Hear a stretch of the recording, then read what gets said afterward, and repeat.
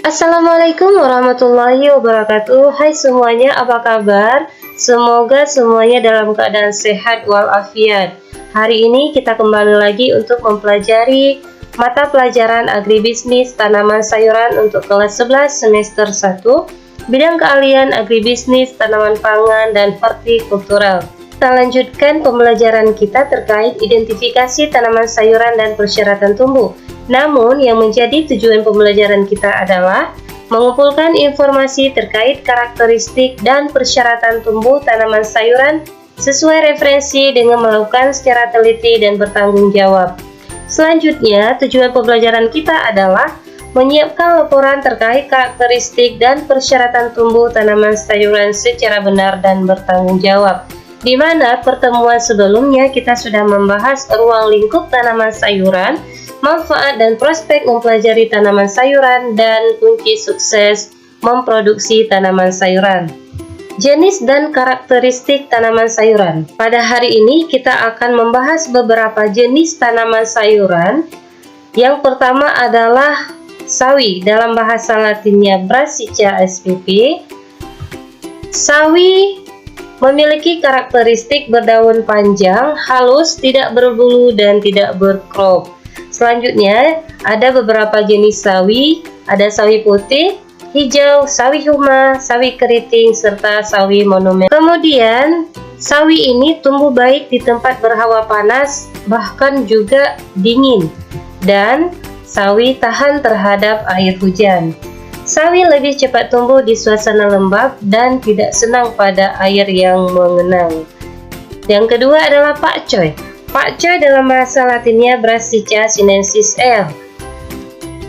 Pakcoy ini berumur pendek, lebih kurang 45 hari setelah tanam. Kemudian umumnya pakcoy ini digunakan untuk bahan sop, untuk hiasan, dan jarang dimakan mentah.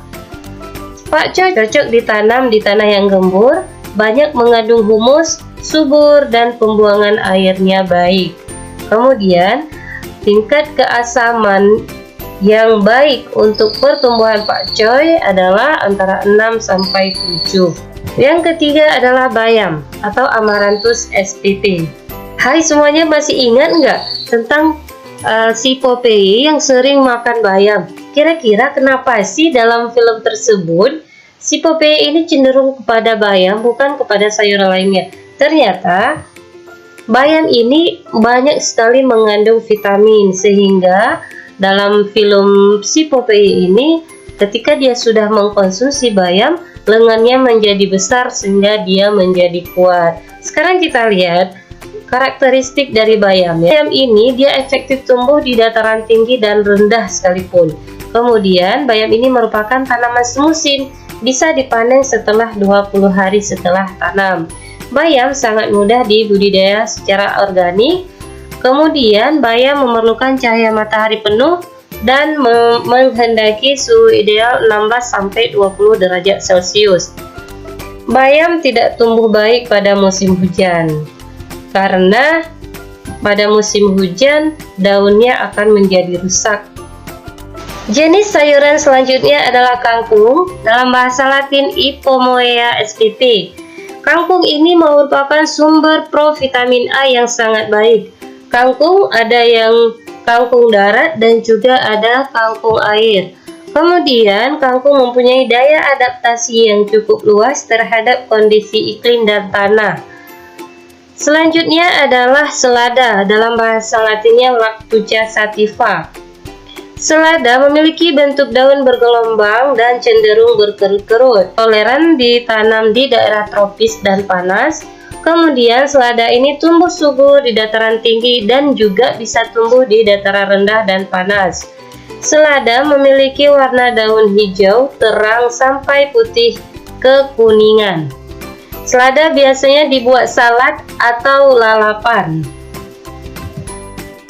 Selanjutnya adalah daun katuk, atau dalam bahasa latinnya Sauropus androgynous Elmer. Daun katuk ini banyak digunakan sebagai bahan sayuran, lalap, pewarna makanan, dan obat. Sayuran daun katuk ini juga dia tumbuh menahun berbentuk semak perdu dengan ketinggian antara 2,5 sampai 5 meter. Jenis sayuran selanjutnya adalah seledri, dalam bahasa Latin Apium graveolens L. dulce. Seledri banyak digunakan untuk penyedap dan penghias hidangan. Biji seledri bisa dijadikan sebagai bumbu dan penyedap. Ekstrak dari biji seledri ini menjadi minyak yang bisa dijadikan sebagai obat. Selanjutnya adalah kubis, dalam bahasa Latin Brassica oleracea L. Kubis merupakan tanaman semusim dan dua musim.